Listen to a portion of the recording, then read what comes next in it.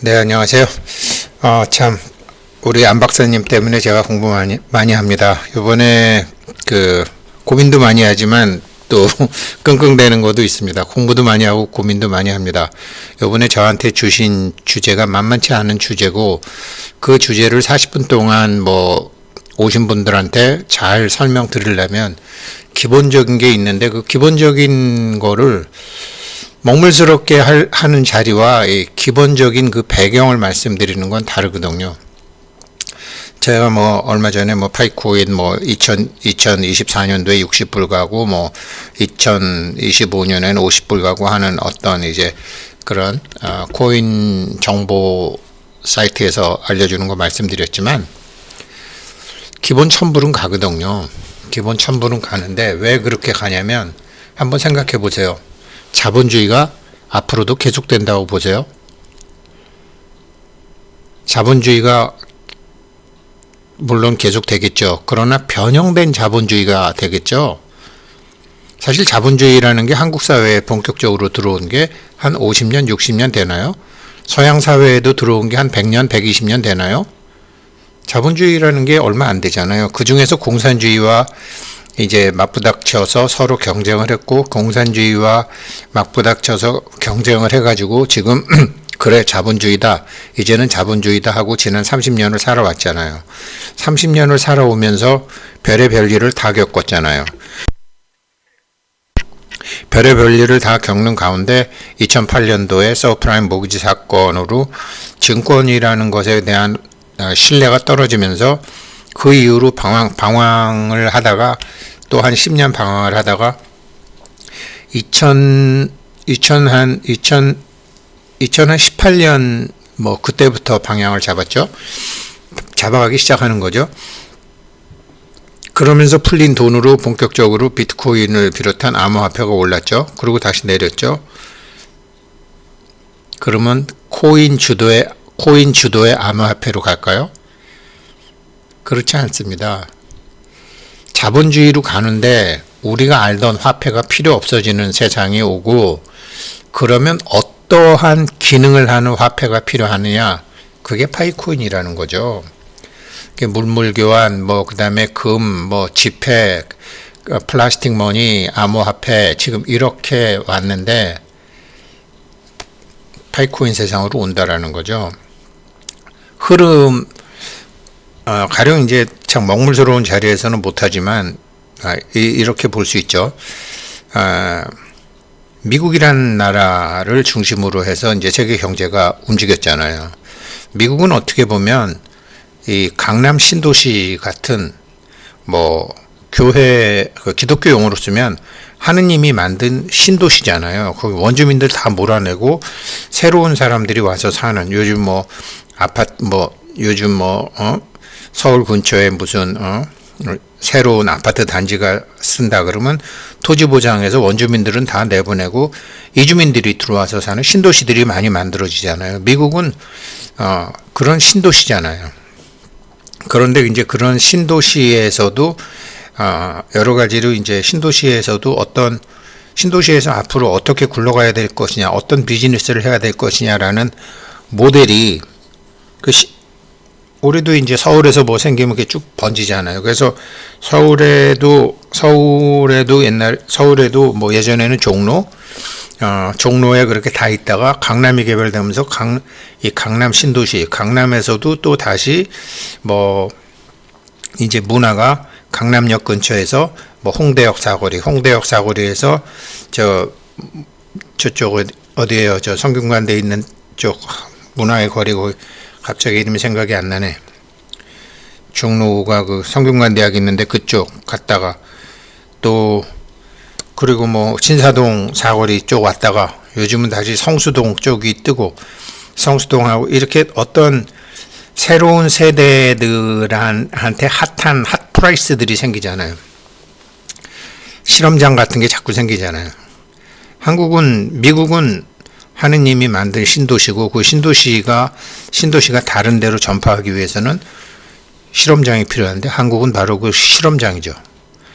그래서 1990년도에 소련이 붕괴되고 난 다음에 1990년도부터 이제는 새로운 자본주의가 왔다 그래갖고 뭐 이상한 일들이 많이 일어났지만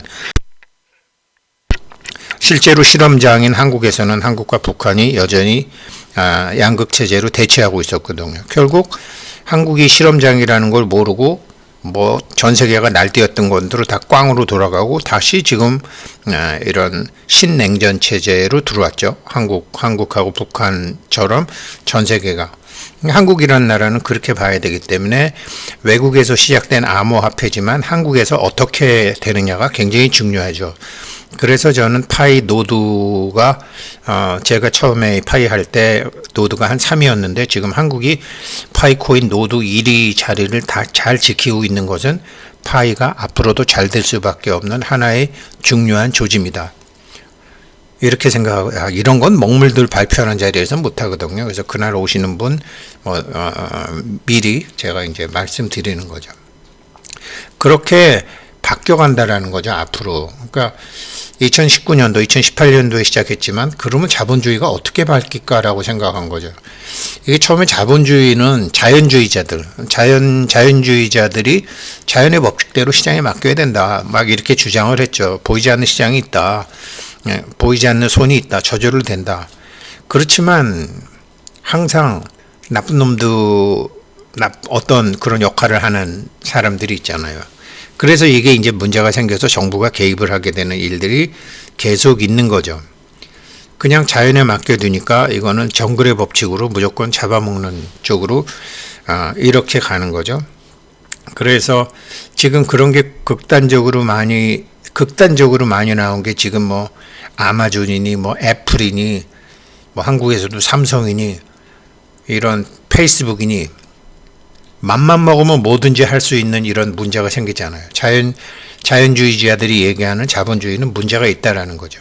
그래서 이런 면에서 이제 달러를 막 찍어내고 뭐 엔화를 막 찍어내는데 비트코인이 나와가지고 이제 한거의 깃발을 하나 딱 들은 거죠. 그러나 그 한거의 깃발을 든 다음에 또 다른 이제 쪼무레기들이 막 또 일어났고 그것을 한 10년간 지켜보던 파이코인이 마지막 깃발을 딱 들었죠. 깃발을 들었는데 아직 그 깃발에 적힌 내용을 사람들이 모르는 거죠. 결국은 앞으로 자본주의는 데이터 자본주의라는 거죠. 이 데이터 자본주의인데 이 데이터를 갖고 있는 페이스북이니 뭐 아마존이니 뭐 구글이니 뭐 얘네들이 별 언론도 장악하고 그다음에 뭐 문화계도 장악하고 돈도 장악하고 별 희한한 일을 다 하는 거를 소련이 끝나고 난 다음에 이제는 완전히 새로운 세상을 만든다고 설쳐댔었죠. 데이터를 지들이 다 쥐고 이걸 어떻게 규제할 것인가, 이걸 규제를 어떤 식으로 해야 되는가를 지금 본격적으로 고민한 게 5, 6년밖에 안 되잖아요. 누가? 본격적으로 이게 미국이 이거 본격적으로 규제를 해야 되는 거죠. 이게 결국 데이터 자본주의로 가는데 이게 블록체인으로 데이터의 소유가 분산 가능하다 이러면서 깃발을 들은 게 비트코인이잖아요. 그런데 그거는 웹 1.0, 웹 2.0 수준에서 머물렀죠. 여기서 웹 3.0을 들고 나온 데이터 자본주의인데 이 데이터의 소유 자체를 분산을 해서 하겠다라는 게 웹 3.0이 나왔는데 이 웹 3.0이 말만 나온 게 아니라 실질적으로 돈으로 연결시켜서 한 거는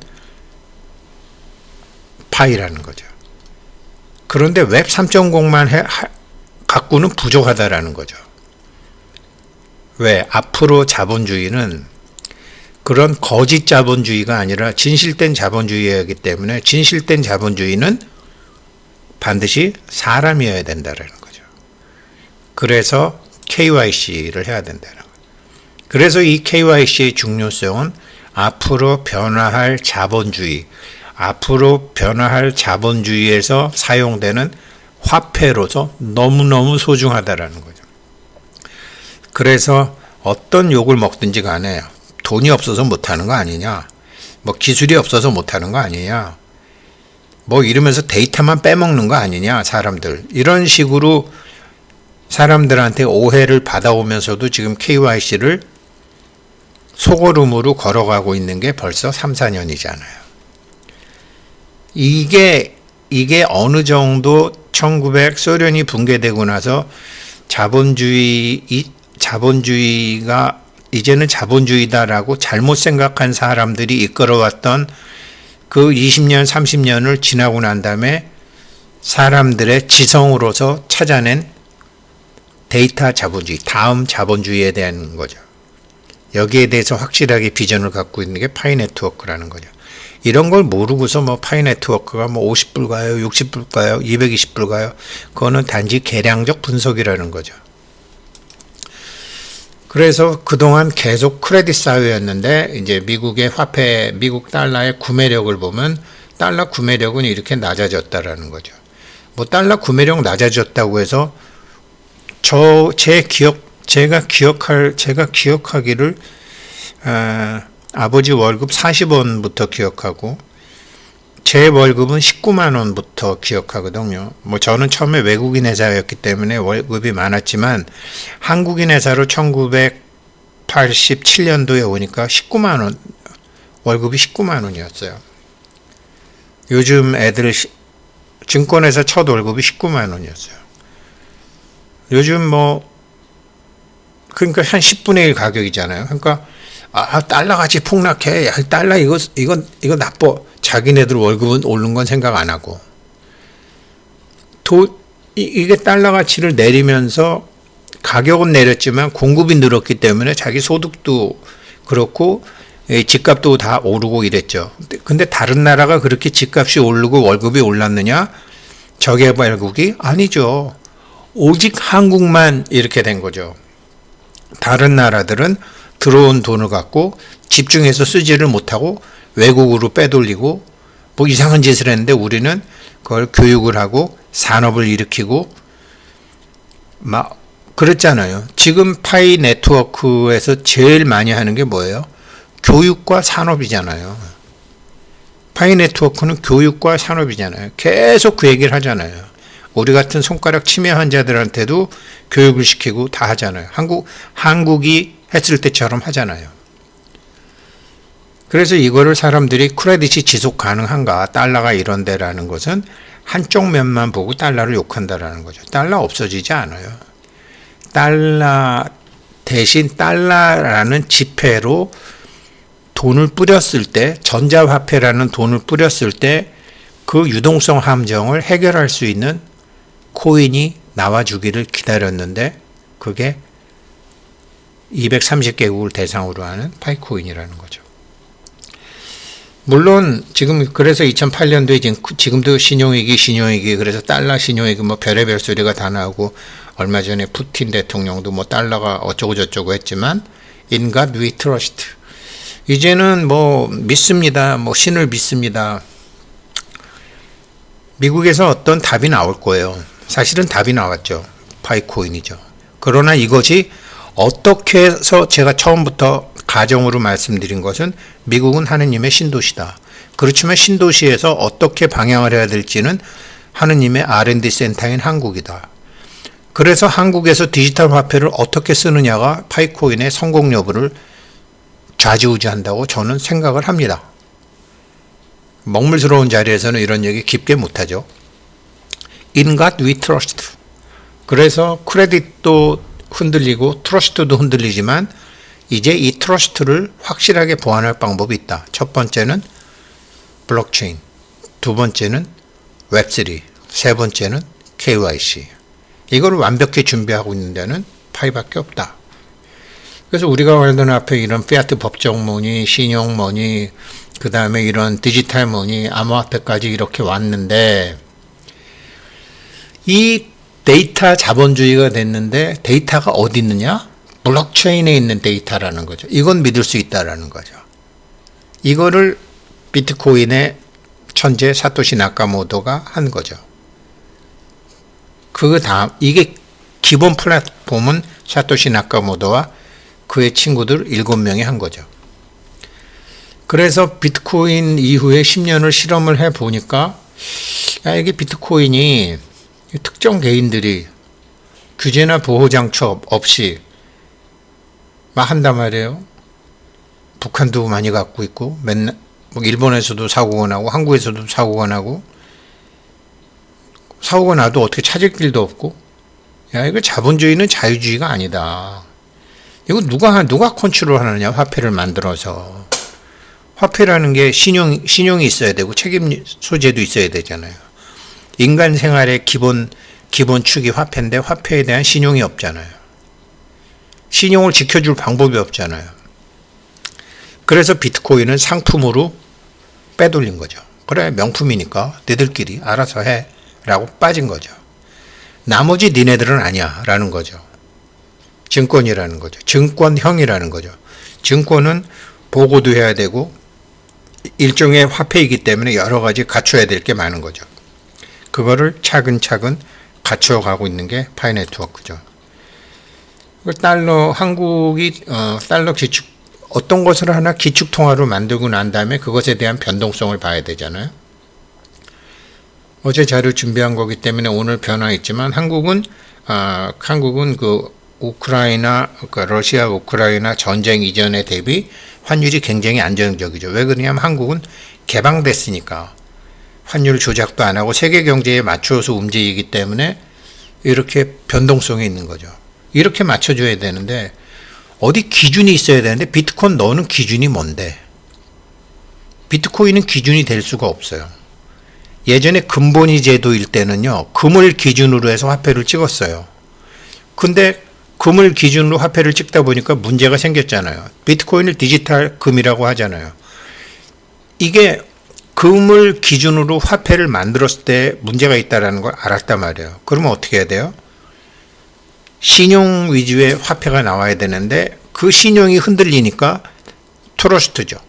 그 신용 화폐를 하려면 뭔가 기준이 있어야 되는데 그게 파이코인이 그 역할을 할 수 있는 거죠. 기준이 있어야지 각국이 정해지니까 지금 그래서 파이코인에서도 제일 많이 하는 게 파이코인 갖고 어떤 물건이 얼마에 어느 지역에서 얼마나 자주 거래되는가 그 데이터를 계속 모으고 있잖아요. 다 모으고 있잖아요. 그래서 이 자본주의라는 게 지금 자본주의가 지금 바뀔 것 같은데 이게 자본주의가 불변이냐? 사실은 자본주의라는 거는 믿음이란 말이에요. 어떤 의미에서 종교라는 거잖아요. 돈이라는 게 신용화폐라는 게 믿음이잖아요. 그런데 암호화폐는 보니까 여러 사람의 믿음도 있는데 좀 비슷한데 기존의 어떤 믿을 수 있는 신용화폐 비슷한데 뭐가 아니라는 거죠. 비슷하지만 아니다를 한자로 하게 되면 근사할 사 그러나 이 아닐 비 사이비가 되는 거죠. 암호화폐 전체 니네들 다 사이비네. 화폐의 전 세계 사람들이 쓰는 최소한 미국 사람들이 쓰는 화폐라는 이름을 쓰기에는 니네 좀 사기 아니냐 이렇게 되는 거예요. 비슷한데 니네 아니다. 자본주의가 사람들한테 사랑받은 것은 공동성장을 할 수 있었잖아요. 공산주의와 달리.